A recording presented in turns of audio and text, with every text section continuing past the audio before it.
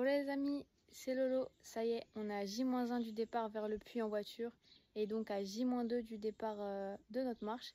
Et pour ce faire, on a décidé de vous faire une petite vidéo dans mon sac Ilia afin de vous présenter avec quoi on va voyager pendant ces 9 jours. C'est parti. Pour commencer déjà, petite présentation du sac de voyage. Donc avec mon père, on a tous les deux un sac Fort Class de chez Decathlon, un Travel 500 de 50 litres.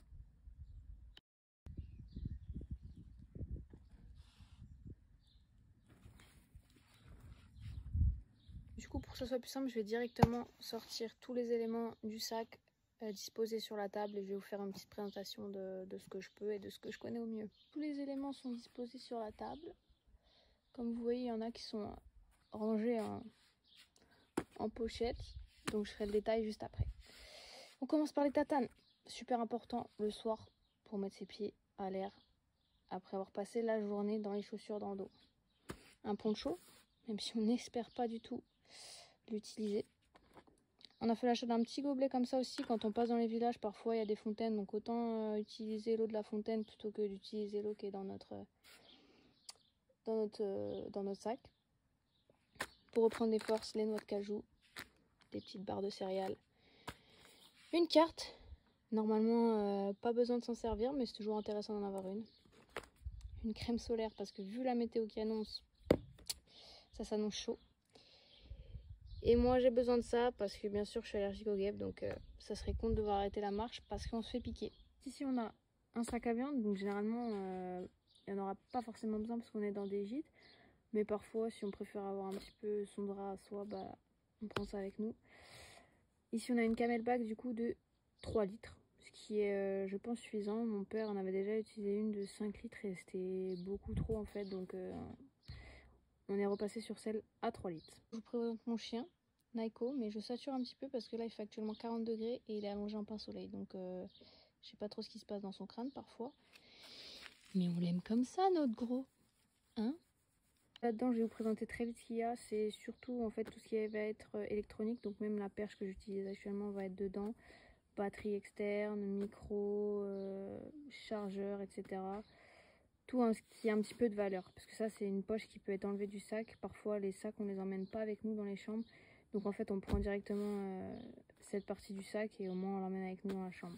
Je vais vous la décrire un petit peu. Du coup voici là tout ce qu'on avait dans cette poche là, hormis également une petite pochette avec des protections hygiéniques, parce que oui je suis une femme malheureusement. Alors du coup là c'est tout ce qui est câble. Là on a les petits micros, la housse pour ma perche qui est dans ma main, des mouchoirs parce que c'est toujours important d'avoir des mouchoirs, le portefeuille, le couteau suisse. Et moi personnellement j'utilise Hydratis, c'est des petites pastilles hydratantes pendant l'effort, pendant la chaleur, ça permet la réhydratation pendant l'effort, etc. Donc moi j'utilise Hydratis, celles-ci sont au goût ananas et franchement c'est vraiment top. Et je pense que ça va bien nous servir avec les grosses chaleurs qui sont annoncées. Dans la première trousse on a une paire de chaussettes de rechange, un t-shirt de rechange et là on a les bas de mon short. En fait c'est un short pantalon, donc là on a les bas, je les ai directement enlevés parce que je pense pas qu'on en aura beaucoup besoin. Du coup demain je pars directement habillée avec déjà une tenue en fait entière de rando, donc c'est pour ça que ça c'est les rechanges. On a un petit pyjama évidemment pour dormir le soir, une paire de chaussettes pour le soir si besoin, des sous-vêtements, un short pour le soir et 2 t-shirts pour le soir en fonction de quel temps il fera.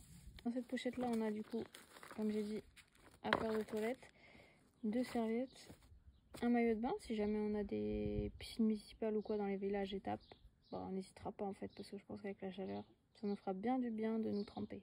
Pour vous montrer vite fait ce qu'il y a dans ma trousse de toilette, là c'est tout ce qu'on a. On a de la lessive, gel douche, shampoing basique, des élastiques de rechange, un rasoir, pansement à ampoule.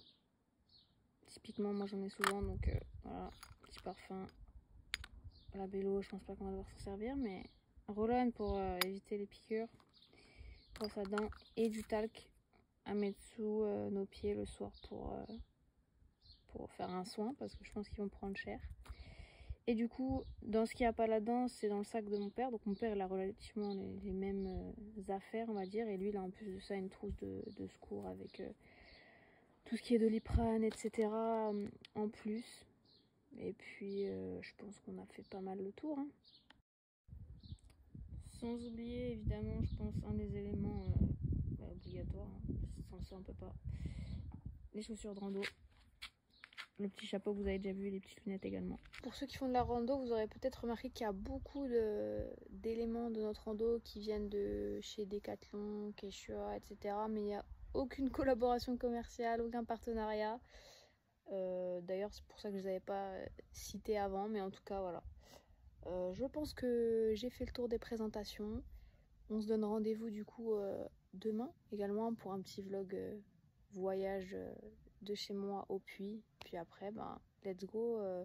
Normalement un TikTok pour tous les jours pour alimenter le compte et vous faire vivre notre aventure. On se dit à très vite. Et j'ai oublié, pareil, c'est pas en placement de produit, mais la petite Apple Watch pour le suivi. Allez, ciao les amis et à très vite.